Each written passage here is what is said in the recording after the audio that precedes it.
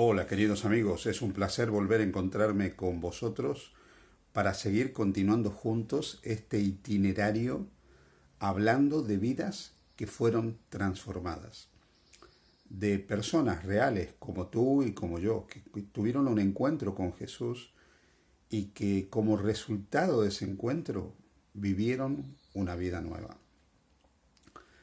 Porque Dios, como veníamos diciendo, también es un Dios real.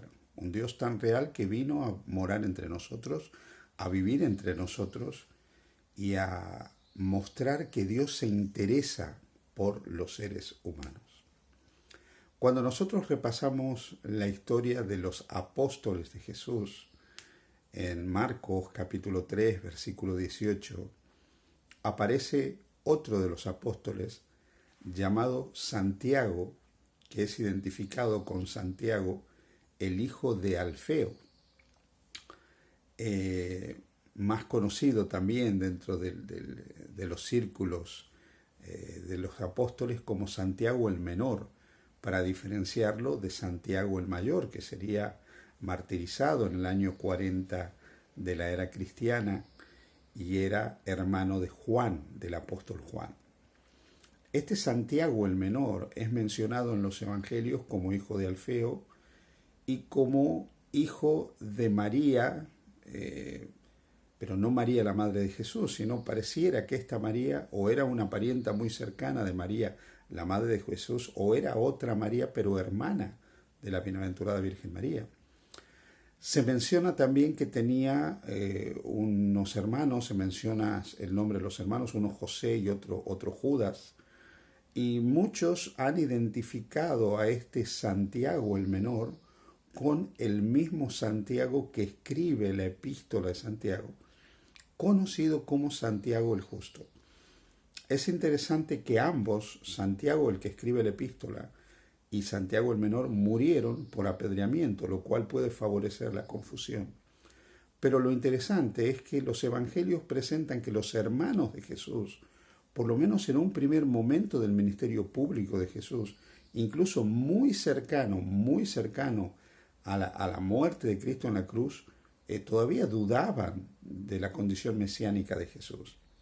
Así que no es tan probable que este Santiago el Menor sea el mismo que Santiago el Justo, hermano de Jesús, y que escribe la epístola. Otro detalle interesante que nosotros encontramos en la Escritura es que cuando en el Evangelio de Mateo se habla de Mateo, se lo llama también hijo de Alfeo, por lo cual algunos también han llegado a la conclusión de que probablemente este Santiago el Menor, hijo de Alfeo, era hermano de San Mateo. Y probablemente Mateo, Santiago el Menor, un tal Judas y un tal José, eran parientes cercanos de Jesús. Esto podría explicar incluso por qué Mateo responde tan rápidamente al llamado de Jesús, lo cual explicaría que de alguna manera había conocido a Jesús y el mensaje de Jesús. Pero en realidad no sabemos si exactamente este Santiago el Menor era hermano de Mateo. Lo que sí sabemos de él es que su vida es una incógnita. Él vive completamente en el anonimato. No tenemos detalles acerca de él. Así como cuando nosotros hablamos de los otros apóstoles, los evangelios o sus mismos nombres nos dan algunos detalles interesantes y se hacen menciones a ellos, en el caso de Santiago el Menor no tenemos absolutamente nada. Hoy diríamos que Santiago el Menor vivía en el anonimato. Era la clásica persona de la cual no había nada que decir. Era la clásica persona que pasaba inadvertida, desapercibida totalmente. Era un soso en todo el sentido de la palabra. Poco se podía decir de él, no llamaba la atención, no era una persona que se destacaba. No podemos decir que esto es un defecto, pero muchas personas son semejantes a Santiago el Menor. Muchas personas son personas simples que pasan inadvertidas por la vida. No han hecho nada extraordinario, no han hecho nada que llame la atención. De hecho, la mayoría de las personas somos como Santiago. Somos personas simples, somos personas sencillas. La mayoría de nosotros nunca seremos premio Nobel. La mayoría de nosotros nunca seremos famosos. Nunca escribiremos un libro que sea un bestseller. Nunca protagonizaremos una película que sea un éxito de taquilla. Ni haremos un gran descubrimiento y un gran aporte para este mundo.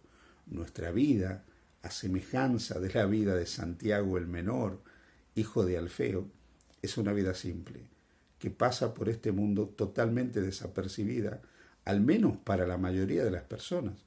Es cierto que los más íntimos tienen lazos afectivos con nosotros y para ellos somos importantes. Pero en un sentido todos somos muy parecidos a Santiago el Menor. Personas sencillas, simples, que no haremos ningún aporte significativo a la historiografía de este mundo. No significa esto que seamos menos importantes, porque de una forma u otra todos los seres humanos que caminamos por este mundo tenemos algo que hacer en relación con el proyecto de Dios de redimir a la humanidad. Y de eso Santiago el Menor nos puede decir algo. Mira, piensa por un momento. Este hombre del cual no sabemos absolutamente nada, este hombre anónimo, soso, que pasa desapercibido, inadvertido, este hombre que aparentemente no tiene nada del cual se pueda destacar absolutamente nada, tiene un encuentro con Jesús. Y ese encuentro personal con Jesús marcó un antes y un después en la vida de él. ¿Por qué? Porque él fue llamado a ser apóstol. Y en el momento que fue llamado a ser apóstol, Jesús le concedió potestad aún para en su nombre echar demonios. El hombre anónimo, el hombre simple, el hombre sencillo, el hombre del cual no había nada que escribir ni nada que decir, de pronto se transforma al encontrarse con Jesús en un poderoso instrumento en las manos de Dios, al punto que los mismos demonios se sujetaban ante él porque él invocaba el nombre de Jesús. Este hombre simple, sin una gran historia, se transforma en un mensajero de Jesús. La palabra apóstol es enviado.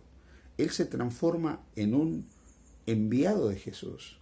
Se transforma en un embajador de Jesús para que otros puedan conocer a ese Jesús con el cual se encontró y a ese Jesús que lo transformó a él completa y totalmente.